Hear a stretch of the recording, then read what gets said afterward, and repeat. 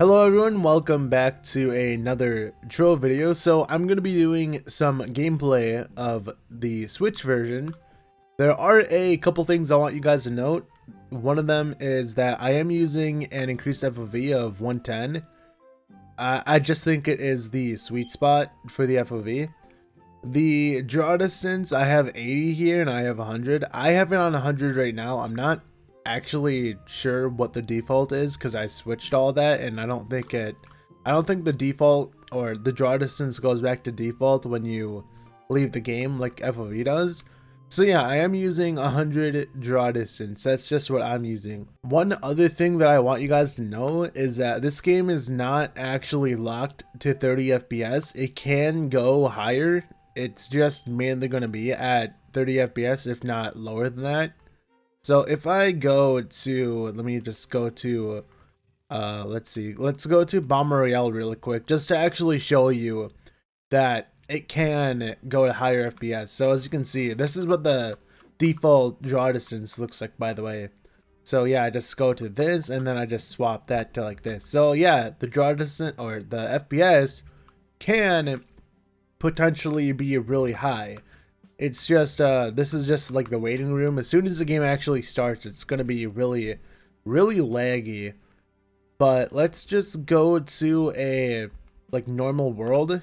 I guess I'll just go to like Uber 5 because whatever. So honestly, this is surprisingly really playable. I'm not entirely sure if this is benefiting from being docked compared to you know, not being docked, because I do know that the Switch kind of like, I don't know, does it like overclock itself or something like that? I don't know. It does something. It gets a little bit stronger when it's actually docked, but sometimes that can be bad because sometimes the game will up the resolution, which makes it lag more than if it wasn't docked. But yeah, just doing some Switch gameplay, and this is, like I said, fairly good. If I do have too many people here, it will probably lag. The reason why the game kind of slowed down a lot there is because it was generating this red X. That's kind of what, you know, I think that's actually an issue across all of the, like all of the consoles. But yeah, I think it is benefiting from being docked because I don't think it was this smooth when I wasn't in the dock. Maybe it was. Oh, I have a dragon. I completely forgot. But yeah, having a dragon is really good because then we can do stuff like that. And let's go in. And fortunately, I mean, there aren't too many people on. I think because, you know, it's actually really new. I think this came out like a few hours ago. So there's not insane server lag at the moment.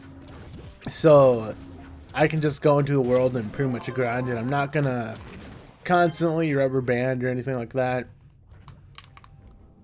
And yeah, I'm just glad, happy, glad, whatever, that this is finally coming, well, finally on Switch, because I've always wanted this game on the Switch because it's the one console that I actually own. I'm not sure how often I'm going to be like extensively playing this, because I do want to play this. I do want to, like, you know, stream it and all that, because when I do stream Trove, I want to do this just because it's something actually new, and you know, I'm actually working towards stuff, and it's a nice feeling. So the marketplace, currently there's nothing really on the market. I think somebody tried to sell a credit pouch for like 500k, which, yeah, right, I don't think that's gonna buy. I could look now, honestly, like if I just go to the marketplace and just search, yeah, pouch, yeah, it's still there.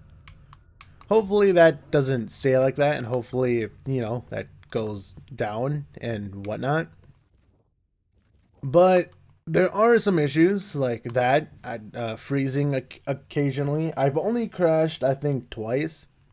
The first crash was caused entirely by me. I upped the draw distance to max, which is 210, and I went to like a big cluttered three-star dungeon, like that tree in the medieval highlands, whatever it's called, or whatever it is, I don't know.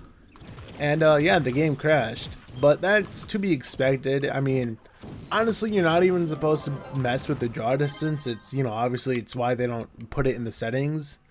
You have to actually use text commands to do all that. But I also imagine things like Leviathans will be really, really laggy, if even doable. Honestly, I 100% believe that you will crash if you try to do a Leviathan. I think there's one person on Switch right now that is, I think they bought, well, I think they bought the Vanguard and they're like maxed out. Like they're just pay to winning the entire thing.